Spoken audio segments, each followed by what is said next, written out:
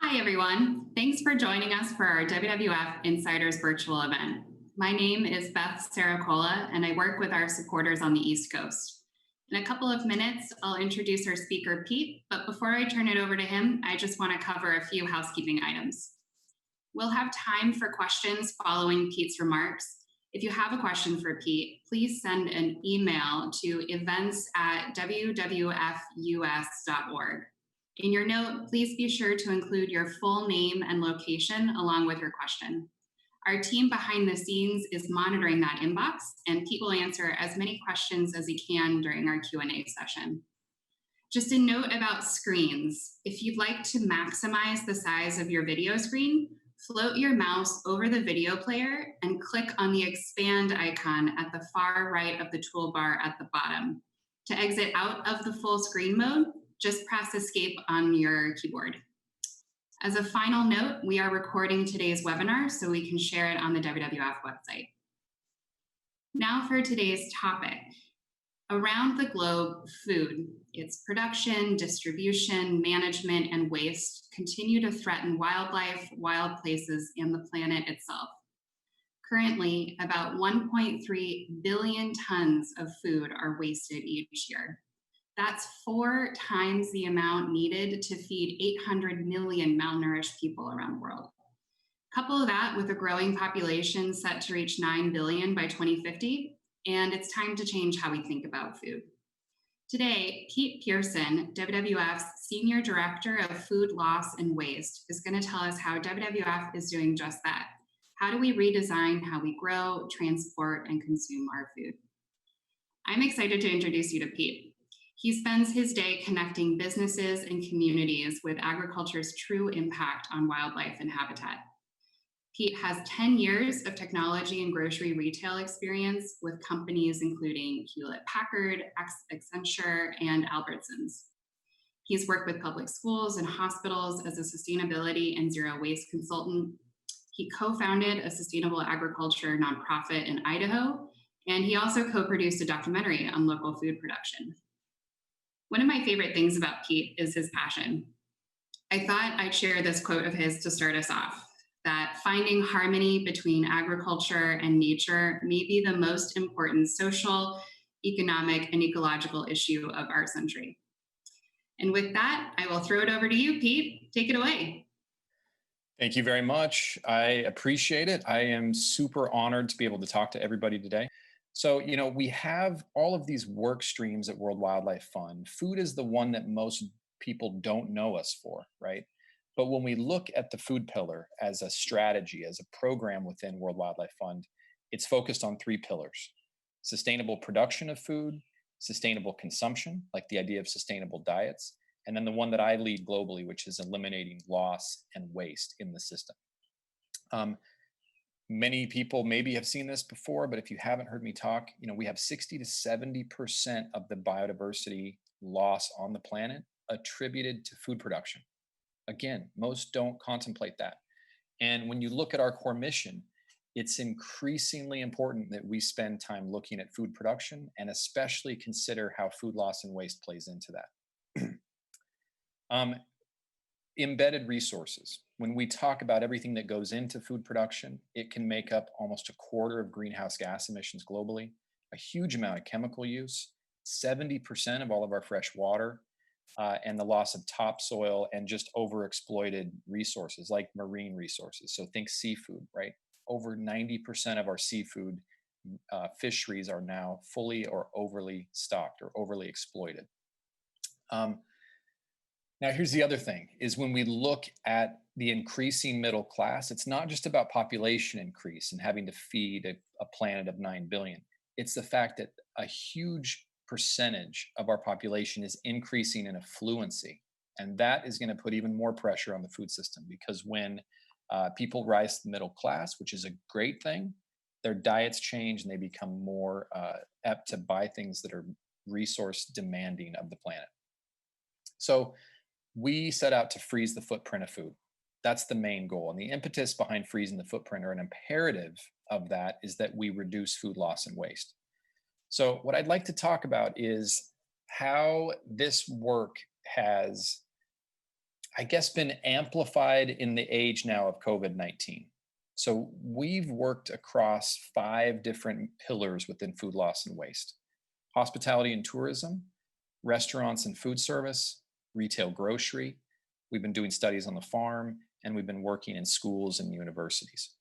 Now, the first major area is this idea of working within the hospitality sector. Now, for anybody that follows the news, they have, I mean, just been completely decimated because of COVID-19. People are not traveling.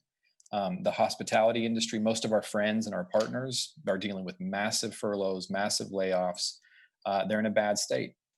Um, what this means for what we are doing, so with our partnerships, one of the in an intriguing project that we've jumped in on, when we look at what the hospitality industry has in terms of assets, uh, they have a lot of restaurant space, they have culinary staff, they have cold storage space.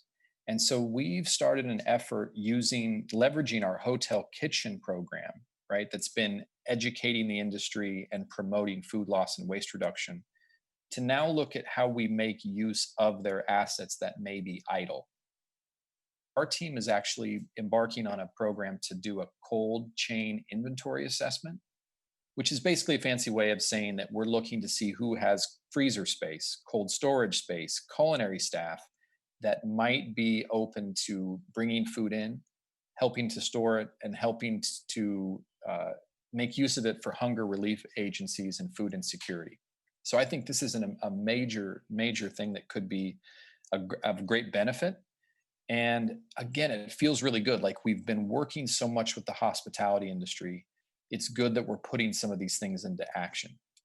Now, the other thing I'll mention is that the hospitality industry, with the lack of tourism, there is going to be a growing pressure on wildlife. Um, when some of these towns and cities globally lose their tourism dollars, that puts an incredible pressure on the economy. And it could mean that you have an increase in wildlife trafficking, poaching, and that's a whole other topic. But it's all related to this focus on the hospitality industry that we're working on. The second one is restaurants. I mean, everybody knows that the restaurant industry and food service has been almost completely shut down. Um, and if we could, I don't know if this is full screen, but some of these, one of the things that I think is super interesting is that over the course of the last 10 years, the budget that we've been spending personally on eating out and eating in restaurants has grown tremendously. Sales in the restaurant industry were projected to be around $900 billion by the end of 2020. Now, that number has completely fallen off, but what it shows is that this program that we've put into place, it was modeled off of Hotel Kitchen. It's actually called restaurantkitchen.org. And we put together a series of toolkits, best practices, all for the restaurant and food service industry, just like we did for the hospitality industry. Now, we released this in March of this year. And so I'll be completely honest, this all got buried with COVID. COVID-19 took the spotlight, obviously.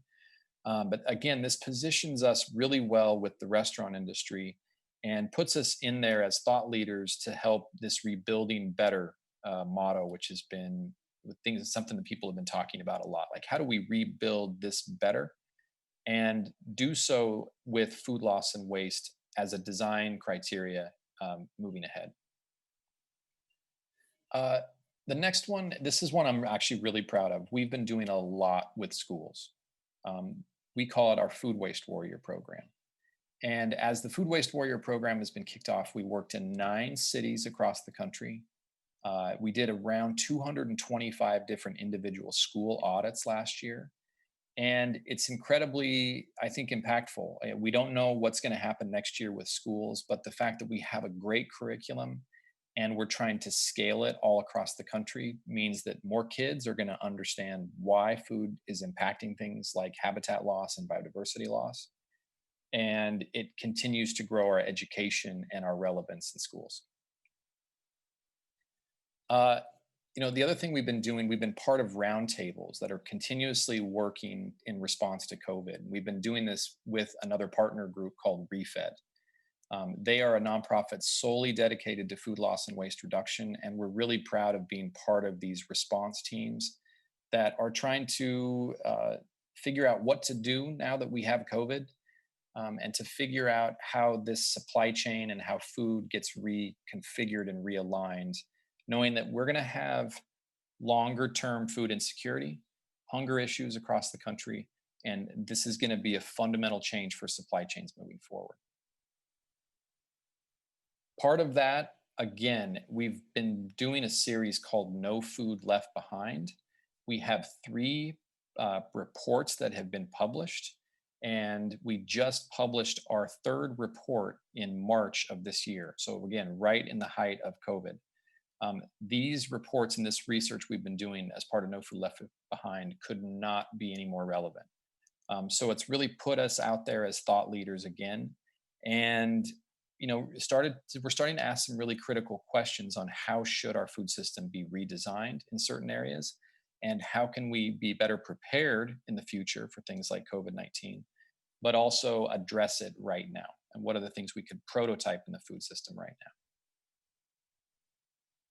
Now, this gets incredibly important, not just in a US context, but when we start talking about growing economies globally. And one place that I think it's especially critical is in a place like the Gaza region of sub Saharan Africa.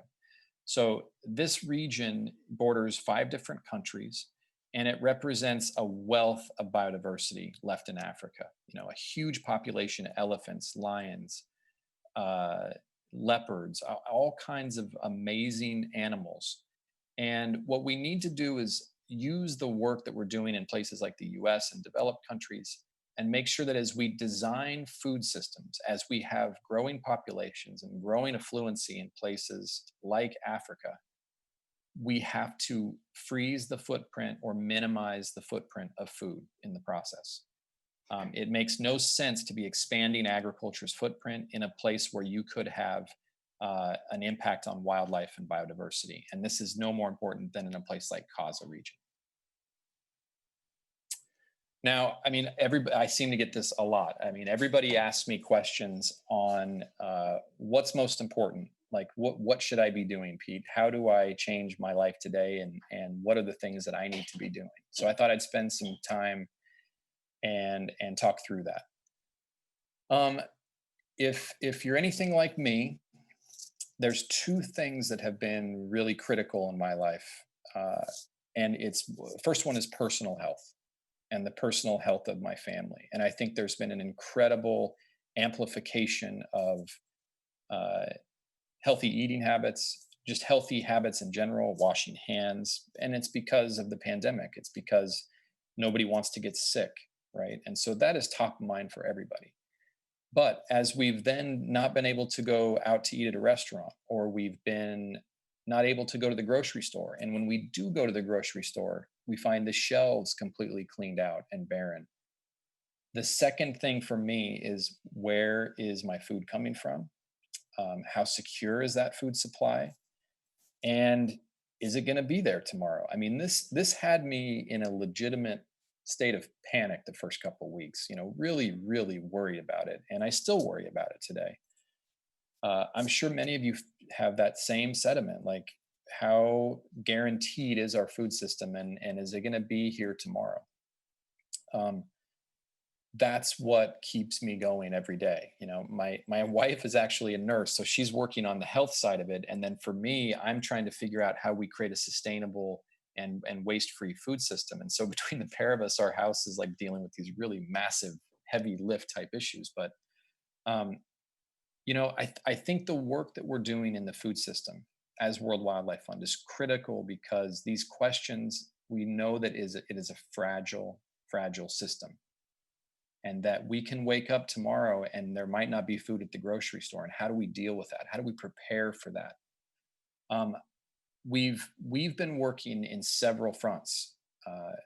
As part of the No Food Left Behind, I'm becoming increasingly passionate about how we ensure food system resiliency and how we make sure that the food harvests we have today um, are at minimum going to those that are food insecure or into food banking systems, but also into things like value add processing, right? Canning, jarring. How do we make most use of the food that we are currently producing so that we can have a rainy day fund or so that we can have strategic reserves set? And so that's one thing that our team is working very closely with a number of partners on today.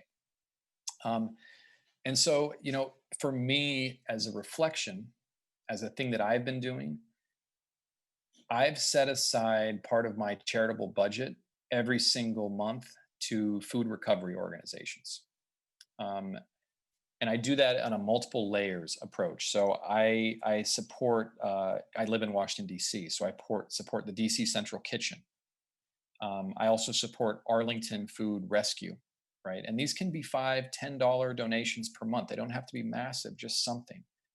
And then you can also support more regional and then national level charities like Feeding America.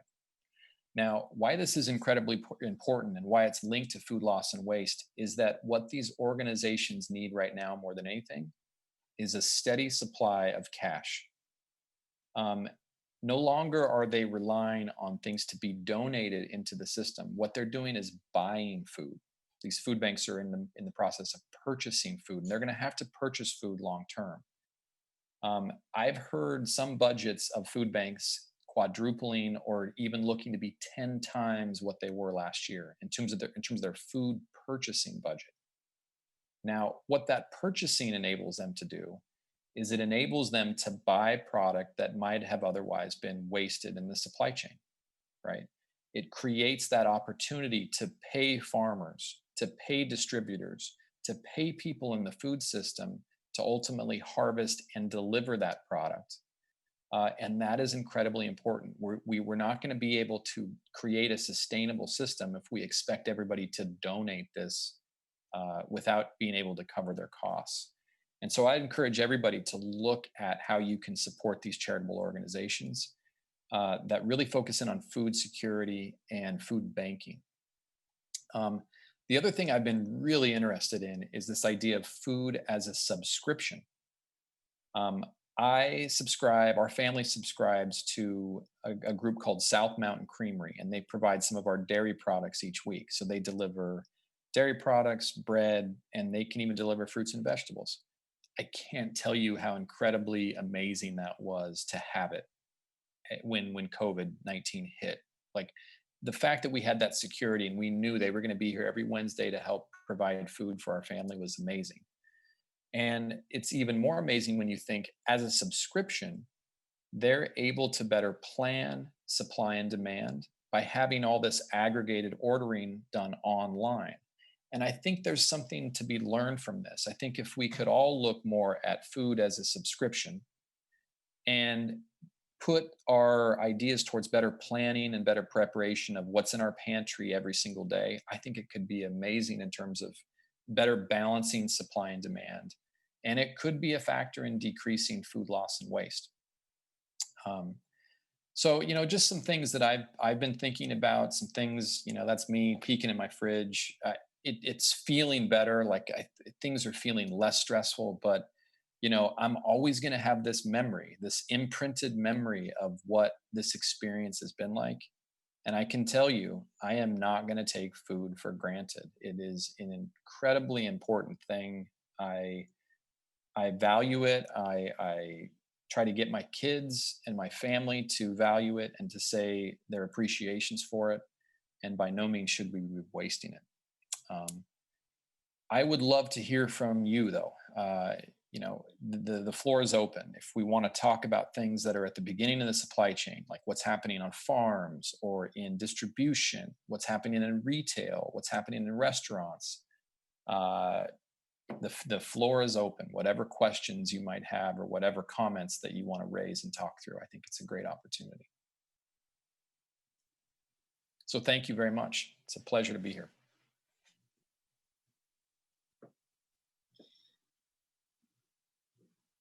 Great. Thank you, Pete. We'll now as you asked, we'll turn to questions emailed to events@wwfus.org, and we'll get through as many as we can before wrapping up at around half past the hour. So I'm going to be selfish and start with the first question. You've mentioned this in your presentation, and you just can't ignore what we've all been living with for the past 3 months. And I'd love to hear from you, how do you think grocery stores are going to change in a post-COVID-19 world? Yeah, I mean, grocery stores already have it's been like Thanksgiving shopping for them for weeks and weeks and weeks. And so I think there's still going to be a high amount of attention on employee safety. Um, you're going to have, I think, a steady state of more online shopping. I think people have found online shopping and delivery services not only better in terms of their safety, but there's probably a convenience factor and it's going to stick around. So more people are going to be planning better and probably doing more delivery and online shopping, which I think can be a good thing. Um, I also think grocery chains, they understand this predicament we're in terms of food insecurity and hunger. And I think you're going to see organizations like Kroger, their Zero Hunger and Zero Waste campaign, and even Walmart, a lot of the big chains, they're going to start supporting food banking, food agencies, and making sure that the people that can't afford food every day are still able to eat and to be food secure. I think it's going to be a major focus over the next, unfortunately, for months, if not years. Yeah, kind of following on that, you mentioned food subscriptions, and I'll admit, in my community, everyone is signing up for Blue Apron or the meals in a box that get shipped to your house, and the amount of plastic that comes along with that can be startling. And so, how much plastic around food is too much, and what should we do about that? Yeah, I mean, I'm not an expert in terms of COVID-19 and the food safety issues around it. Unfortunately, I think this is going to be, we're going to have to learn as we go. We're going to have to learn, do we need more plastic? Do we need more packaging? What does that mean in terms of food safety and human health? I can tell you, for me, we always have to look to minimize inputs. Like, let's not do more than we need to, and let's not just do knee-jerk reactions to this. So I hope that we can find a balance, and I hope it can be a balance where we don't have to invest in a lot more material, and then, of course, the waste that's associated with that. So we've got a question actually from Yeah. a volunteer that picks up food from grocery stores and restaurants and delivers that to community centers, food banks, etc. Just thank you, whoever that sent that question, and thank you for doing that incredible service. Their question is, how does WWF partner with food recovery organizations? Yeah, one of the partnerships we have is with Feeding America. And so the No Food Left Behind work, especially, when we look at, like, what we've been doing as a research team is actually going in field and measuring on farm surpluses. So imagine that broccoli field that maybe doesn't have a market, doesn't have a place for it to go. Instead of tilling that back in the ground, we're trying to work with these major food banks and food recovery organizations to see what it takes to actually harvest that and get that into a food banking system and then food recovery agencies. So think of us as like the research team that's trying to figure out the economics and the logistics associated with doing this work. Because we know when we rescue that food, there is a benefit environmentally. We're making use of those inputs that we put into that food production. There's absolutely a carbon. I mean, you're using the carbon to create it, and you're wasting it if it doesn't go to people. And so we try to track the environmental metrics around these changes or these interventions in how we do this work. And Feeding America and the food banking agencies are critical partners for us. So would you recommend, should we all be starting a backyard garden now? Is that kind of an answer here? I mean, yes, if you're going to tend to it.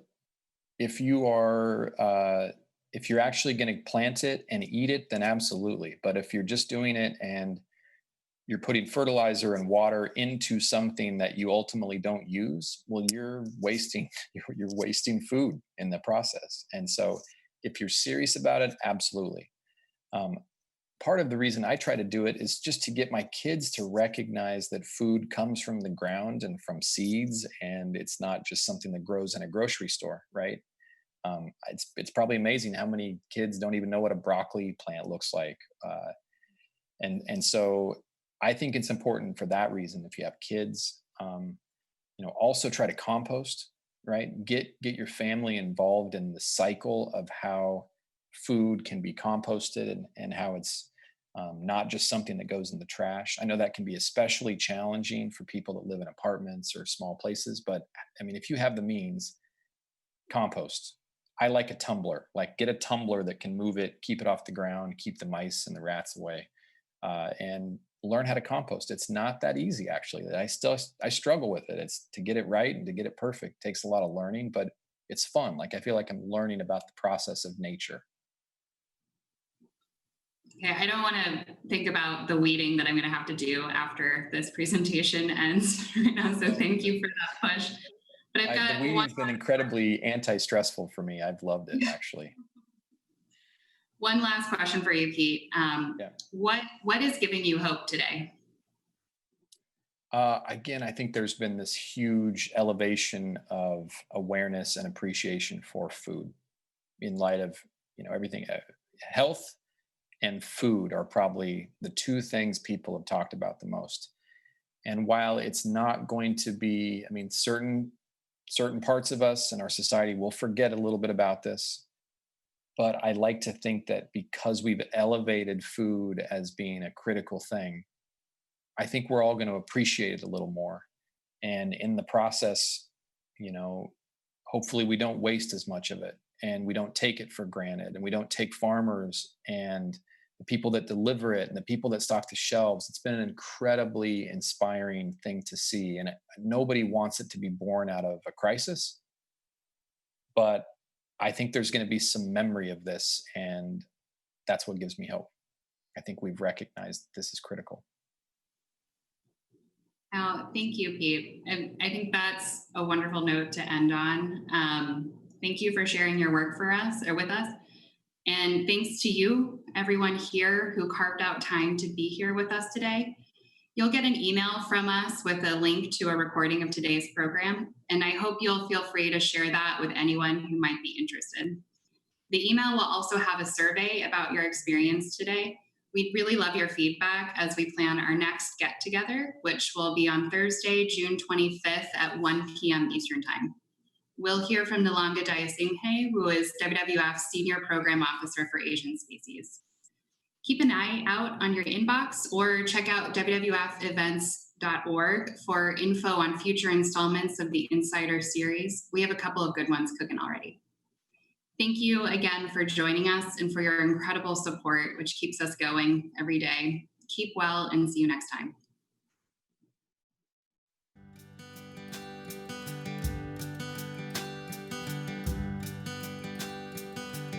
Your passion and generosity are helping build a more resilient future for nature and people. And while we are all staying home and staying safe, your commitment is still helping to make conservation progress happen all over the world. From the U.S. Northern Great Plains to the Arctic, from the Eastern Himalayas to the savannas of Africa. Your commitment fuels work that safeguards local communities, iconic wildlife, and vast land and waterscapes. Together, we're developing innovative solutions to ensure the health of our planet. Your support is helping to take us to a whole new level in our work. Support that people like you have provided has achieved so much. Thank you for your generous support. Thank you so much for your support. Thank you for your support. we can't do the work that we do alone. We're doing all of this great work at WWF. We have all of these amazing supporters out there, and it is really nice to be able to connect with the people that enable us to do this work.